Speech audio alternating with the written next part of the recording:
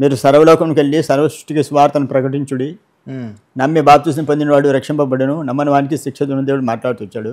సువార్త పత్రికలు వస్తూ ఉండగా అక్కడ పోలీసు వాళ్ళు వచ్చి మతప్రచారం చేస్తాడో నేను చంపేస్తానని చెప్పి లాఠీ తీసుకొని కొట్టినారు. లాఠీ తీసుకొని కొట్టి కాలు వాసిపేటింగ్ ఒకటి కాలు అడుగు తీసి అడుగు పెట్టనే పరిస్థితి వచ్చింది.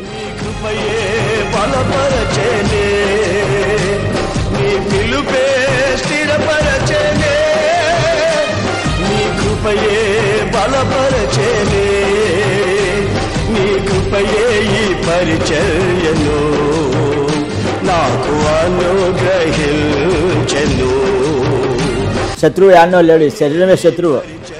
ముందు మొదటి శత్రువు శరీరం. ఆ శరీరాన్ని గమనించాలి. ముందు గమనించి అడుగు వేసినప్పుడు దేవుడు సాయం చేస్తాడు. దీన్ని నలగొట్టుకుంటూ సేవలో కొనసాగే అవకాశం ఉంటుంది. మనం నిర్లక్ష్యంగా ఉండి అర్థం చేసినాం అనుకో, సాతాడు బలంగా పని చేసి సుఖానికి లోబడిచి దేవుని నుండి వేరు చేసే ప్రమాదాలు ఉన్నాయి. నీ కృపయే ఈ పరిచర్యను నాకు అనుగ్రహించెను. నీ కృప నాకు చాలును, నీ కృప లేనిది నే బ్రతుకలేను. నీ కృప నాకు చాలును, నీ కృప లేనిది నే బ్రతుకలేను.